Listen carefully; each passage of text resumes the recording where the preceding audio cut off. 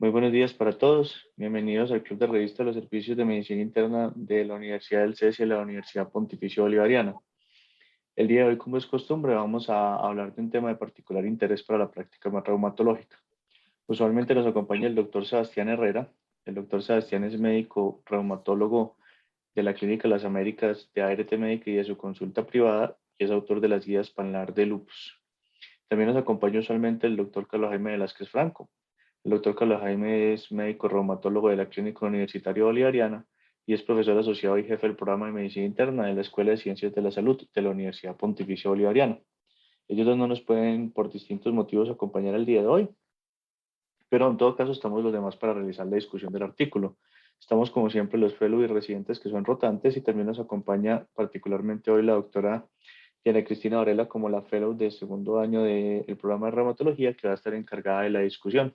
La doctora Diana, además de ser reumatólogo, pues está haciendo su fellow de reumatología, es epidemióloga y está haciendo su maestría en enfermedades infecciosas. En enfermedades infecciosas, no mil disculpas, en enfermedades reumatológicas. Mi nombre es Miguel Mesa, soy médico reumatólogo, un profesor asociado de la Escuela de Ciencias de la Salud de la Universidad Pontificia Bolivariana. Doctora Diana, sin más preámbulos, queda usted con el micrófono. Gracias, profe. El artículo que vamos a revisar hoy es un artículo muy interesante sobre cambios capilaroscópicos en pacientes con lupus con anticuerpos anti-RNP positivos. Eh, el lupus, pues sabemos que es una enfermedad que tiene un amplio espectro de manifestaciones clínicas, que las cuales van asociadas a diferentes autoanticuerpos. En este caso estamos hablando del RNP-U1, que se encuentra más o menos entre el 3 al 69% de los pacientes con lupus y se asocia a fenómeno de Raynaud y a hipertensión arterial pulmonar. El RNP1 se asocia también a anormalidades de la microvasculatura y esas evaluaciones de las anormalidades pueden ayudar a un diagnóstico temprano y a una intervención temprana para evitar el compromiso de algunos órganos. La capilaroscopia, eh, como sabemos, fue descrita por Maurice en 1860 y él empezó a ver diferentes cambios microvasculares asociados al fenómeno de Raynaud. Y esto lo vio que estaba asociado con compromiso de órganos internos, principalmente en esclerosis sistémica. Las anormalidades en capilaroscopia de estas entidades no esclerosis sistémica son no específicas. Hay capilares tortuosos, hay asas, hay prominencias del lecho o el plexo venoso subcapilar. Y en los pacientes con lupus, el 50% pueden tener alguna alteración vascular y esto puede tener algún cambio en la capilaroscopia. El retraso en el diagnóstico puede generar entonces una mayor presentación de necrosis digital y de hipertensión pulmonar. Y esto es lo que intenta responder este artículo y los autores que son de la India, a ver si la presencia de este anticuerpo en pacientes con lupus tienen algunas características en la capilaroscopia. En cuanto a los materiales y métodos, este fue un estudio cross-sectional con pacientes que tenían diagnóstico de lupus que cumplían criterios ACR de 1997. Incluyeron pacientes hospitalizados y ambulatorios desde julio del 2016 a julio del 2017. Eh, Estos pacientes fueron pareados de acuerdo a la edad y el sexo y los pacientes también se verificó si cumplían o no criterios para enfermedad mixta del tejido conectivo, por lo cual se dividió en tres grandes grupos: pacientes con lupus con presencia de RNP positivo, lupus RNP negativo y los pacientes con enfermedad mixta del tejido conectivo. Todos los pacientes se les realizaron los anticuerpos por la misma técnica, por el mismo kit, para evitar sesgos en esta parte. Los pacientes también se les evaluó si tenían hipertensión arterial pulmonar preexistente. si había tenido episodios de anasarca o si se le había puesto plasmaféresis, si había sido admitido en UCI, si había tenido hemorragia alveolar difusa, falla cardíaca congestiva, hipocratismo digital, existencia o coexistencia de diabetes, historia de tabaquismo. Si tenían alguna de estas condiciones, eran excluidos del estudio. Se les realizó capilaroscopia a todos los pacientes con el equipo de Optilia, que tiene una magnificación de la imagen de 200 veces. Se realizaron imágenes en los 4 dedos de ambas manos y se excluyeron el pulgar, es decir, que tenían una técnica igual a la que se realiza en capilaroscopia de la Clínica Bolivariana. Se tomaron 3 campos de cada dedo y se hizo un promedio de las 24 imágenes, y se hizo la capilaroscopia por 2 observadores diferentes. Y estos también eran sesgados de las condiciones de los pacientes, no sabían a qué grupo pertenecía cada uno de los pacientes que estaba siendo estudiado en capilaroscopia. Evaluaron en capilaroscopia la densidad, es decir, el número de capilares que había en 1 milímetro, el número de microhemorragias, cambios morfológicos, y en estos incluían capilares ramificados, capilares tortuosos o capilares con aumentados de tamaño, que estaba definido como 2 veces más del tamaño normal, y capilares gigantes o megacapilares, que están definidos con un tamaño mayor a 50. La reducción del promedio de capilares fue graduado como normal si tenía más de 9 capilares, leve entre 7 a 9, moderado entre 4 a 6 capilares o grave de 1 a 3 capilares. Y ya de ahí se denominaba como zona avascular, que la zona avascular también se le puso un número de 0, 1, 2 o 3, de acuerdo al número de capilares que había en el campo. El análisis estadístico, pues fue un análisis estadístico muy acorde a las variables que tenían. Se hicieron tantos test descriptivos como regresión logística, y recordemos pues que los pacientes eran pareados desde el inicio. Resultados, se incluyeron 81 pacientes, de estos 26 pacientes pertenecían al grupo de lupus con RNP negativo, 28 pacientes pertenecían al grupo de lupus RNP positivo y 27 a enfermedad mixta del tejido conectivo. En cuanto a los pacientes con lupus RNP positivo, se veía que tenía un mayor compromiso renal, casi en un 64.2%, y de estos el 21.4% pertenecían a clase 3 o a clase 4, y 35.7% no tenía compromiso renal. RNP asociado a lupus tenía un menor fenómeno de Raynaud comparado con la enfermedad mixta del tejido conectivo. Y esto es dado también si tenemos en cuenta los criterios diagnósticos de enfermedad mixta del tejido conectivo. La densidad capilar era, perdón, aquí yo tengo el artículo.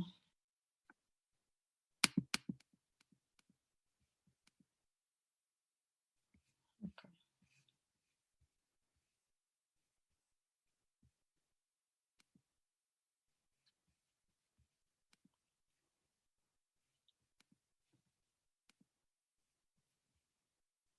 Eso. Entonces, de acuerdo a la tabla 1, que son todas las características de la población, la mayoría de la población era del género femenino, como es lo usual en la presentación de estas enfermedades autoinmunes. La edad también es la edad de presentación usual, entre los 20 y los 40 años. Tenían un promedio de duración de meses alrededor entre los 2 y los 3 años de enfermedad, con un SLEDAI de 6.8%. Obviamente para el grupo de lupus no aplica para enfermedad mixta del tejido conectivo. El fenómeno de Raynaud estaba presente en el 100% de los pacientes con enfermedad mixta del tejido conectivo. La segunda prevalencia era en pacientes con lupus RNP positivo, pero era del 25%. Los síntomas secos también estaba con una mayor prevalencia en enfermedad mixta del tejido conectivo y esto hace parte pues del espectro esperado de la enfermedad. El compromiso renal también era mayor en los pacientes con lupus comparado con la enfermedad mixta del tejido conectivo, que también es lo esperado, con una mayor prevalencia en los pacientes que tenían RNP negativo. En cuanto al compromiso de piel, es principal en los pacientes con lupus. El compromiso pulmonar, como es usual, es mayor en la enfermedad mixta del tejido conectivo, alrededor de la mitad de los pacientes. Hipertensión arterial pulmonar es también con una mayor prevalencia en enfermedad mixta del tejido conectivo, al igual que el compromiso cardíaco. El compromiso hematológico es principal en los pacientes con lupus, con una mayor prevalencia en los que tienen RNP positivo. Músculo esquelético, eh, es usual la presentación de enfermedad mixta del tejido conectivo. Recordemos que tiene algo de miositis y aquí se vio en el 100% de los pacientes. Compromiso del sistema nervioso central también fue mayor en los pacientes con lupus, principalmente en los RNP positivos. Y en cuanto a los cambios de capilaroscopia, los cambios se veían con un mayor predominio en la enfermedad mixta del tejido conectivo. Tenían una menor densidad capilar, tenían mayor presencia de megacapilares, tenían mayor presencia de capilares de mayor tamaño y tenían mayor presencia de microhemorragias y de zonas avasculares. Bueno, realmente estadísticamente no había mucha diferencia entre las zonas avasculares de enfermedad mixta del tejido conectivo y pacientes con lupus RNP positivo.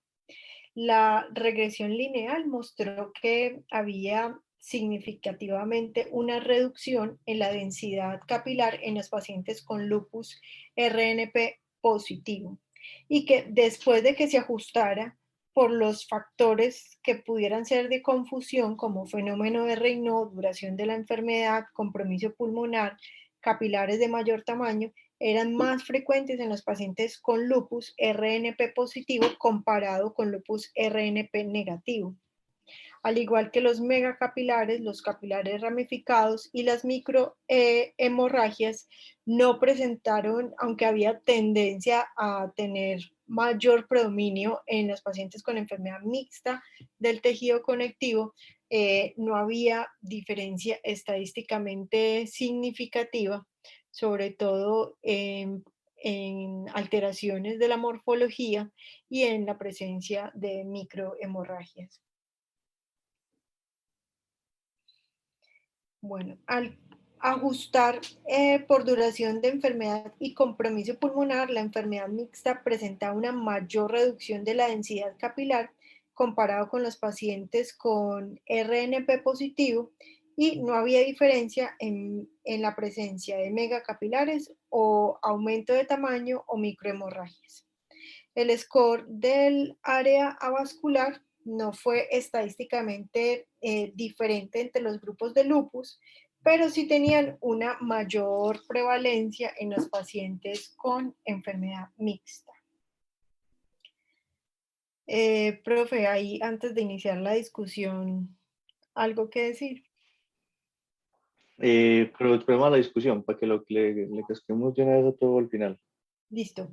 Entonces, pues este es un estudio muy interesante, realmente para pues que da muchas ideas en pacientes con enfermedad mixta y RNP positivo. Este es el primer estudio donde comparan la capilaroscopia en pacientes con y sin presencia de anticuerpos RNP en lupus y enfermedad mixta.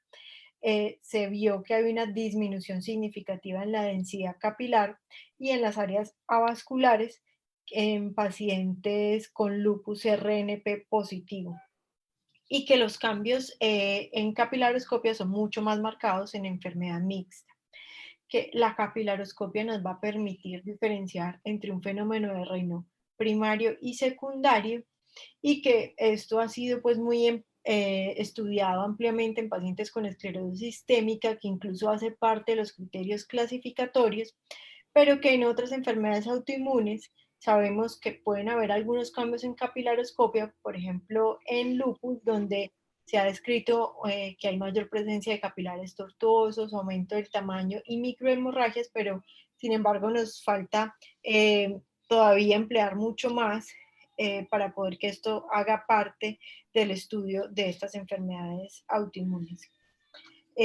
Algunos autores han observado presencia de la vasculitis de parte distal de los dedos que se asocia a la presencia de RNP y que puede dar un patrón similar a esclerosis sistémica, y que ese RNP definitivamente lo que habla es de microvasculopatía. Los anticuerpos anti-RNP-U1 se encuentran tanto en la respuesta inmunológica como en la respuesta adaptativa. Es un complejo intranuclear de proteínas que convierte en el pre-RNA mensajero a RNA maduro y constituye tres proteínas específicas, el A, el C y el 70 kilodaltons, que en estos días discutíamos con el profe que realmente el anticuerpo asociado a enfermedad mixta del tejido conectivo es el anti-RNP-U1 de 70 kilodaltons. Y se cree que estas moléculas intracelulares se van a convertir en autoantígenos, van a hacer una modificación de la apoptosis, van a hacer también el mimetismo molecular, y es lo que va a ser impulsado por las caspasas y va a hacer que cambie la oxidación en la isquemia y en la reperfusión. Ese RNP de 70 kilodaltons se va a unir a anticuerpos en pacientes con lupus con manifestaciones cutáneas y va a ser principalmente en la forma van a ser principalmente manifestaciones cutáneas, perdón. Y cuando esto se forma de una forma oxidada, se va a ver más en pacientes con lupus con fenómeno de Raynaud.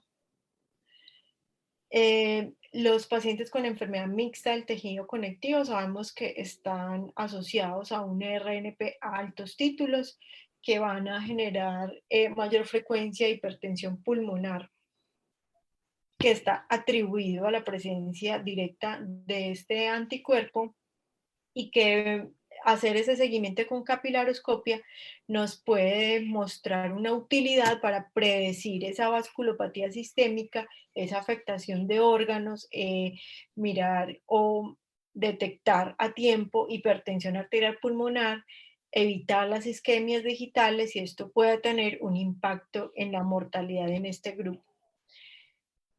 También se ha descrito otras complicaciones como la microangiopatía trombótica y la hipertensión pulmonar, el fenómeno de Raynaud asociado pues a todo este proceso de enfermedad mixta. Y finalmente los dos cambios predictivos en la capilaroscopia en pacientes con lupus RNP positivo es la disminución de la densidad capilar y la presencia de áreas avasculares, que esto nos debe alertar a que se puedan presentar complicaciones vasculares que justifica iniciar de manera preventiva vasodilatadores. Sabemos pues que la capilaroscopia es una herramienta que es útil, que no es invasiva, que requiere pues un mayor seguimiento y un mayor número de estudios para establecer eh, esta herramienta como utilidad predictiva, que ya conocemos lo bueno o todo lo que ha aportado en esclerosis sistémica, y se está intentando hacer lo mismo en los pacientes con lupus. Ahí, Anita, hay varias cosas que son importantes. Lo primero, pues es lo que tú dices, pues que las tablas obviamente las tablas de las características clínicas están completamente desfasadas, porque por definición pues el fenómeno de Raynaud tiene que estar en la enfermedad mixta y el compromiso renal no está y el compromiso pulmonar sí, y la hipertensión pulmonar evidentemente sí. Entonces, pues esas tablas pues Ellos lo ponen ahí, pero pues realmente ni siquiera entiendo para qué le ponen peso y uno ya sabe de entrada que van a ser completamente distintas y que tiene una explicación clara y evidente de por qué van a ser distintas la mayor parte de las manifestaciones. Eh, la otra cosa es recordar que si bien los lupus que no tenían RNP positivo tenían algunos, no tenían tantos cambios, sí podían tener cambios, porque la causa de vasculopatía, el problema cuando uno evalúa lupus es que el lupus es el lupus y sus comorbilidades pues, y sus otras cosas. Yo soy yo y mis circunstancias. Entonces el lupus es el lupus solo, pero entonces el lupus además de eso puede tener hipertensión y diabetes que pueden causar algunos cambios discretos en la capilaroscopia, pero además pueden tener SAF que puede causar vasculopatía, pero además pueden tener RNP. Entonces, digamos que ese valor residual que tienen los pacientes con RNP negativo pudieran estar más en relación con esas otras causas, entre ellas particularmente, le llamo, siempre hay que tenerlo presente, el SAF.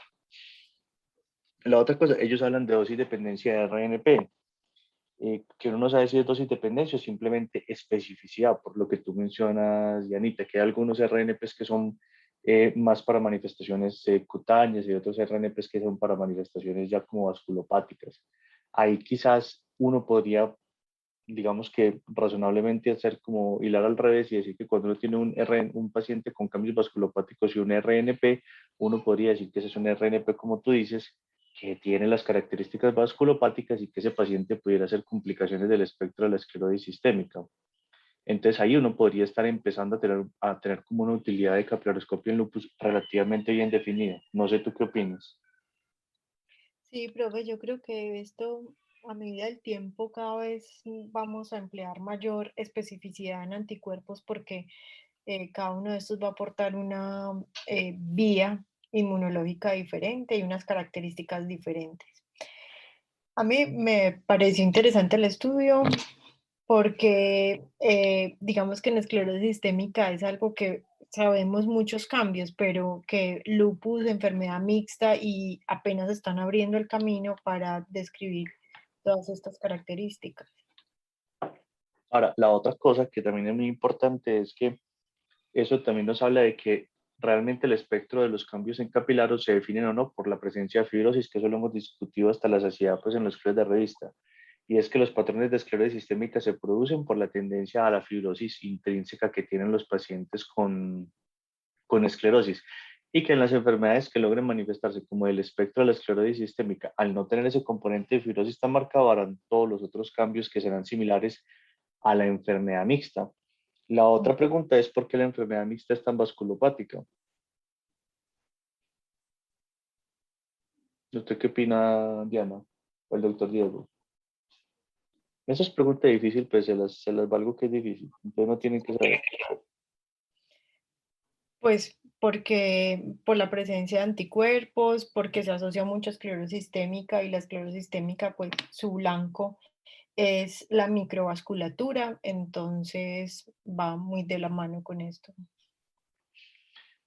Entonces, ahí hay una cosa que es muy importante y es que hay unos modelos experimentales donde se demuestra, por ejemplo, que los cambios que el frío induce en la célula endotelial la exposición de una citoqueratina que es la citoqueratina 13 y que particularmente el RNP va dirigido contra la citoqueratina 13 y que una vez usted expone al frío, expone ese antígeno que normalmente no estaba disponible y puede empezar todo el proceso fisiopatológico. Y eso es un hallazgo muy bonito porque eso nos encadena dos conceptos grandes. El primero es que el fenómeno de Raynaud engendra fenómeno de Raynaud. Y eso es verdad porque mientras más frío tenga usted, más exposición tiene, más antígeno tiene disponible para el anticuerpo y más daño pudiera presentar los pacientes. Entonces, eso podría ser. Y eso explicaría por qué el RNP siempre presenta esa manifestación, porque como no todos los RNP tienen ese trofismo, pero la enfermedad mixta claramente subselecciona a los pacientes que definitivamente tienen ese RNP que tiene esa predilección por la zona endotelial, eso explica por qué los cambios son tan marcados en la mixta.